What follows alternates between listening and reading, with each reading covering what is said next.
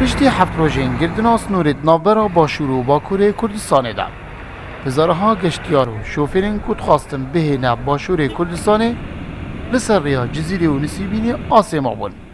وان شب و روژین بزحمت بوران بین 72 ساعة ماينه ولو صحراي جيك نبو او جنو من دارا ايشي خوي حاجتي خوي اللي بكات باس بدان عائلي تدابو لنا او تنكر وطريلا انا حاسد ابون جيك نبو يعني او نبو او يسار نبو رزالتك زور خراب مانديت الحمد لله هاتينا وكردستان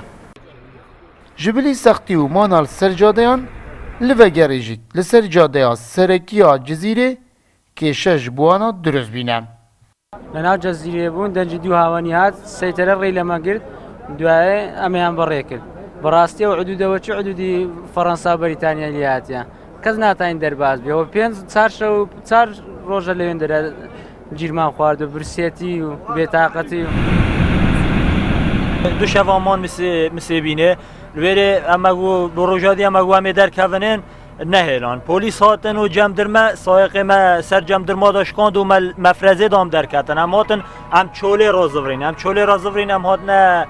جزیرێ سەرێ جزیرێ وێرێژی نهێلانم بن ئەوە دوو شەو و دو ڕۆژە مل وێرێژی بوماوێ زیدەتریە هەفتەیەکیە تورکیا دەستب ئۆپەراسیۆنێکا سەربازی کریە بوو سەردەڤەرا جزیرێ شەڕۆپەفچۆنên di navbera polîs û gencên welat Parêz hedegeyaj da bûyne egerê kuştina 23 hawniştîmaniyên sivîl û birîndarbûna 100 hawniştîmaniyan. Efyeke jî bûye eger ji pêncî vê mehê û pêda sınûrê di navbera Başûr û Bakurê Kurdistanê da bi şîweyekê demkî bihête daxistin. Vebî hat girtin ev agahiya bûmayê çend roja di nava hezaraha geştyar û şofêrên di navbera rêya Bakur û Başûrê Kurdistanê da nezalal mayne. Lê şemiyan Petir Çaverê vekirina evî sınûrî ew geştyar û şofêr bîn ew ê di navbera rêya Cizîrê û Nisîbînê da asê mayîn. Xerîb Mecîd, Rûdaw, Komelgeha Nîvdewletiya İbrahîm Xelîl.